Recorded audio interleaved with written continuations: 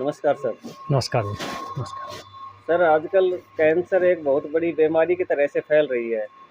तो एक आदमी अपनी स्वस्थ दिनचर्या किस तरह से शुरू करे, तो उसके बारे में थोड़ा बताओ? सबसे पहले आपका मैं धन्यवाद कहूँगा जी कि आज इस विषय पर आपने जो चर्चा की कैंसर को लेकर। और कैंसर को लेकर जैसा मैं अभी समझ पाया हूँ मैं, कैंसर से किसी की भी मृत्यु नहीं होती है। और जैसा मेरे पास लोग आए कैंसर को लेकर, ऐसे पेशेंट आए जो बिल्कुल ही लास्ट स्टेज के थे। तो अगर कैंसर ऐसी बीमारी से जिससे कोई बचता नहीं, तो मैं एक भी पेशेंट को ठीक नहीं कर पाता। जैसा अभी तक मैं समझ पाया हूँ मैं, और कि कैंसर है क्या और कैंसर किन कारणों से बॉडी के अंदर ग्रोथ करता है।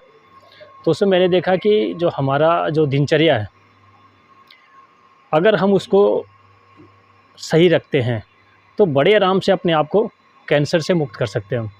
क्योंकि जो क्रोनिक डिजीज़ के अकॉर्डिंग आया कैंसर, और मैंने देखा कि बड़े आराम से 20-20 दिन के रिकवरी लोगों की। तो उसमें सबसे पहले तो एक चीज़ था कि कैंसर का नाम सुनते के साथ बंदे के दिमाग में आ गया कि अब तो बस बचना नहीं है। क्योंकि देखा कई लोगों ने कि कैंसर को लेकर जहाँ भी ट्रीटमेंट करने गए हैं वो बचे नहीं हैं, तो उसका डर दिमाग में बन गया। तो मेरे पास जब आया तो मैंने एक ही बात कहा कि कैंसर से ना डरें। कैंसर को जब मैंने उनको बोला कि आपको कैंसर है ही नहीं, तो पहले तो उन्होंने बोला आप कैसे कह सकते हो कैंसर है ही नहीं। तो मैं बोला आपको किसने भेजा मेरे पास? तो बोला हमारे गांव से था पेशेंट और वो ठीक हुआ है। तो सबसे पहले तो मतलब आपको विश्वास है? बोला हाँ, जभी तो आपके पास आए हैं। तो मैंने जी कैंसर को लेकर दिमाग से बात निकाल दे कि आपको कैंसर नहीं है। क्योंकि अमेरिका में एक रिसर्च हुआ था, देखा होगा आप लोगों ने, कि एक अपराधी था जिसको मरना ही था, फांसी की सज़ा क्लियर हो चुकी थी, 4 दिन बाद मरना है। तो उनकी आँख पे पट्टी बांध करके उसको पिन मारा गया था और उसको बोला गया कि कोबरा से कटवाया। तो वो डर से उसकी मृत्यु हुई, ये बात क्लियर हो गया। लेकिन बाद में जब उसका ब्लड का सैंपल लिया गया तो उसमें कोबरा का जहर निकला। अब बात यह आई कि जहर कहाँ से बना, तो लास्ट में निष्कर्ष ये निकाला गया कि जैसा बंदा सोचता वैसे हार्मोन्स रिलीज़ होते हैं। तो मैंने भी यही किया। सबसे पहले उसको एक बात बताया कि भाई कैंसर को दिमाग से निकालो आप, ठीक है। एक सामान्य तरीके से अपना जीवन शुरू करो, भय निकालो, डर निकालो। तो जो बंदा डरा हुआ था, डर की वजह से खाना नहीं खा रहा था, तो सबसे पहले तो उन्होंने खाना शुरू किया, निकाला डर। भाई मरना तो है एक दिन, चाहे वैसे मरे, चाहे कैंसर को लेके, चाहे कैसे भी। तो मतलब आप डर क्यों रहे हो? तो वही डर जब निकाला तो बंदा ऑटोमेटिक 20 दिन के अंदर देखते हैं कि बिल्कुल सामान्य तरीके से अपने पास दोबारा जब आया, बोले जी हाँ जी बिल्कुल अब तो कोई दिक्कत नहीं है। अब जैसे कैंसर बोल दिया तो उसमें कुछ भी समस्या हो, जैसे एक पेशेंट आया था जिसके उसमें था गॉल ब्लैडर में, तो पेट में दर्द रहता था उसका, तो दवाई चलाई, उसको ठीक हो गया। बाद में 1.5-2 महीने के बाद वो आया, बोलो जी मेरे एडी में दर्द हो रहा है। तो क्या कैंसर एडी में तो नहीं चला गया? मैं बोला भाई ये तो आप सिर में दर्द होगा तो सिर में बता दोगे। तो मैं बोला भाई सबसे पहले तो कैंसर को दिमाग से निकालो। बोल नहीं वो तो निकाल दिया मैंने, ठीक है। वो तो मैं ऐसे ही पूछा कि एडी के, तो लोगों की ऐसी धारणा होगी कहीं भी कोई दिक्कत हो, अब कैंसर बता दिया तो वो कैंसर ही जा रहा है। तो इसमें मैं सबसे पहले तो बताया आपको मैं डर निकाले, ठीक है। नंबर 2 दिनचर्या वाली बात। अब दिनचर्या विषय पर जब आते हैं तो सुबह से लेकर शाम, मतलब सुबह उठने से लेकर शाम सोने तक का उसमें कंप्लीट दिनचर्या होता है। अगर हम उसको फॉलो करें तो भी बड़े आराम से अपने शरीर को हम ठीक कर सकते हैं। तो एक तो होगा दिनचर्या, और दूसरा होता है हमारा रसोई विज्ञान, कि भाई दिनचर्या तो ठीक किया, लेकिन भोजन जो हमारे अनाज है वो सारे आपने देखा होगा डीएपी, यूरिया, पेस्टिसाइड छिड़का जा रहा है। जैसे आप जितने भी सब्जी लगा लो या फल लगा लो, केला, पपीता, चीकू, आम, अंगूर, ये जितने भी है जो पकाए जा रहे हैं वो कार्बाइड कैंसर कारक।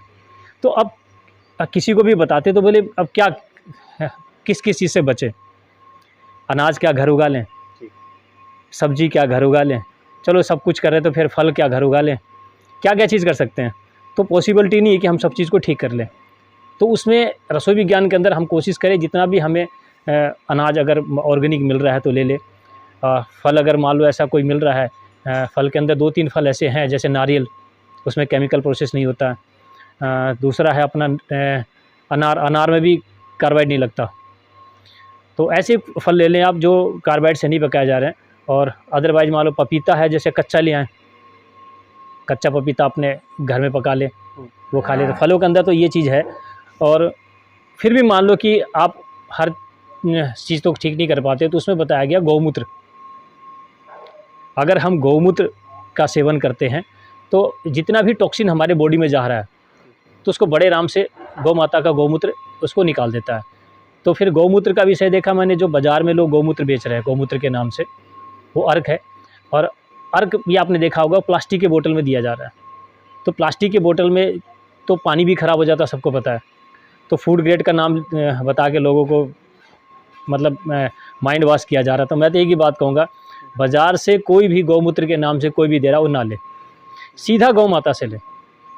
ठीक है जी। गौ माता से लेने का जो नियम है वो आपको बता दूंगा मैं, क्योंकि बहुत लंबा ये वीडियो बन जाएगा फिर आपका। तो दिनचर्या में भी आपको बता देता हूँ। सबसे पहले सुबह उठना, सूरज निकलने से पहले उठें। ठीक है जी। कम से कम तो 1 घंटे पहले उठे ही उठें। उठ के गुनगुना पानी लें, निवाया पानी लें और कूड़ा करें, मुंह में कूड़ा करें। कूड़ा करके उस मुंह की जो लार है वो अंदर ले जाएं, मुंह की लार को बाहर ना फेंकें। ठीक है।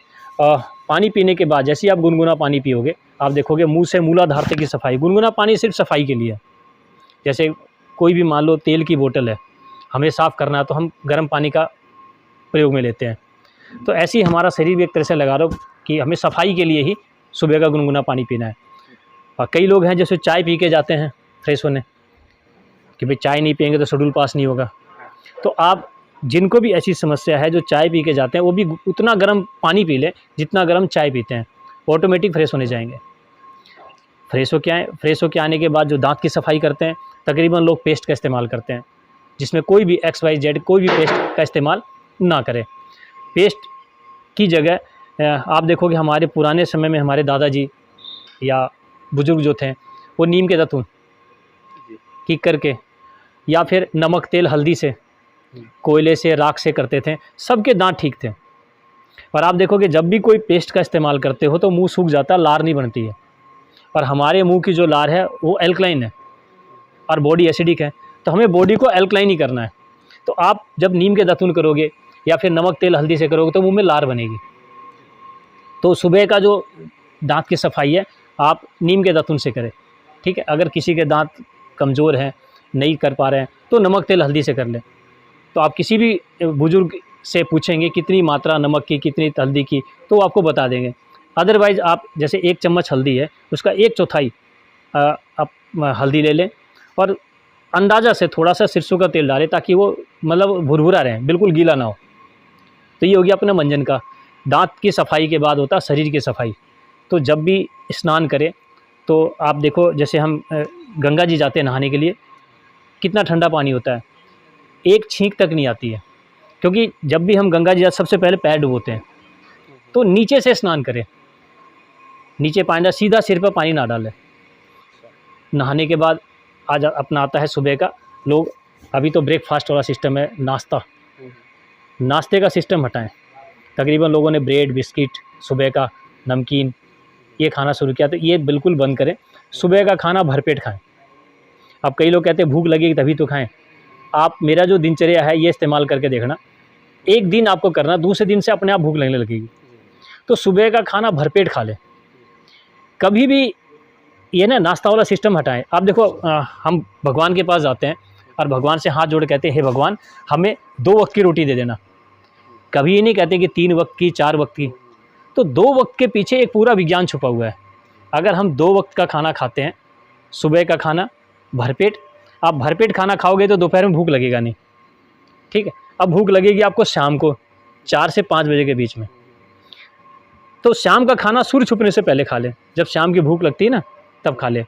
और दिन में अगर कोई मान लो मेहनत करता है, मजदूरी कर रहा है, तो उसको दोपहर में भूख लगेगी।